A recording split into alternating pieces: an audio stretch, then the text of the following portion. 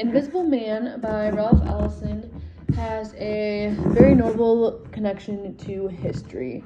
So during the time period of the book, which is in like the 1930s, civil rights wasn't quite starting yet, but it was starting. It just wasn't as big as it was like in the 1960s, and so there were still very much strong overtones of racism.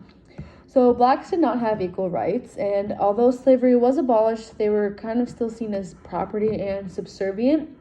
Blacks were also stereotyped into the brutal rapist, which is shown when the narrator is freaking out because he's pressed against a white woman on the subway, and he can't really do anything about it, and he doesn't want to, get in trouble for it.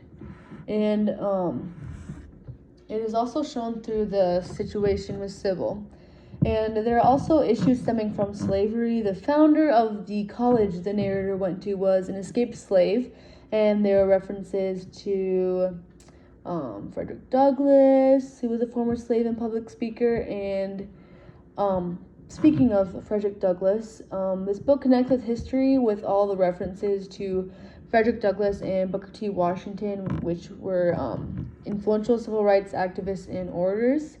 And Ellison is connecting what the narrator is doing throughout the book to their work. Like when he's working with the Brotherhood, he's kind of doing what those two did in like speaking publicly about the issue of race and racism and equality.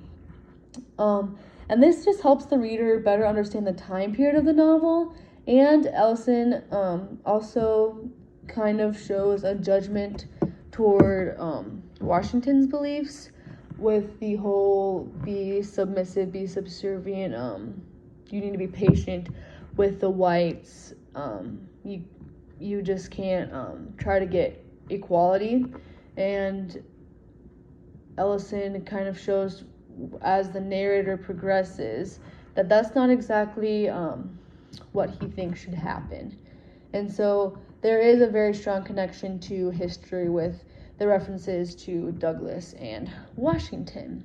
And that definitely helps the book be more influential. It helps people understand it more when they can relate to stuff that happened in reality.